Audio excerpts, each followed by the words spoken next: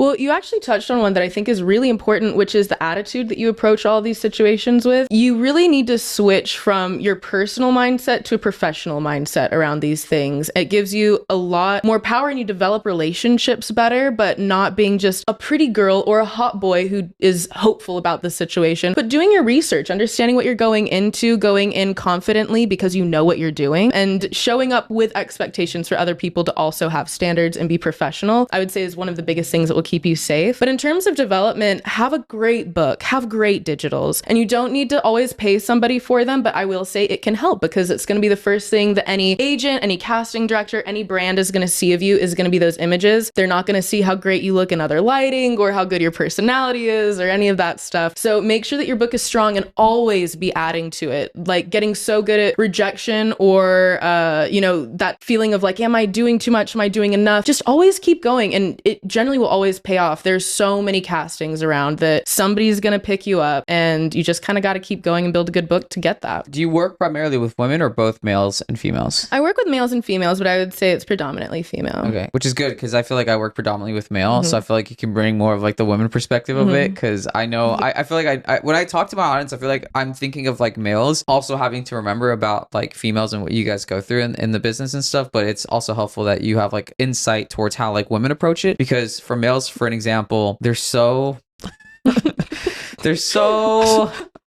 like they're Men. so and it's just like, bro, like you kind of have to, I don't know, it's funny in a way, but like okay, I guess it's like I expect very little of them and I have to teach them how to be and think sharper and like not just expect that things are just going to be handed to them. And and I mean, I guess women could be the same way, but I don't know, I don't like, do you feel like communicating to women, you have to like communicate to them in a specific way? I feel like women maybe have a more informed view of modeling than men do in my experience, just because they grew up consuming more media around it. Maybe men didn't have that experience quite as much. So I feel like the demeanor can be a bit more shy or reserved or like just a little more Joe on the street vibes, if that makes any sense. And there is a kind of degree of star power that we want to develop within somebody because ultimately, I keep saying this in my channel, being pretty is not enough, especially this day and age. We really need people who we are excited to see the career develop of and who we really think have a shot at hopefully becoming a career celebrity model. I mean, that's what everybody would like to see happen.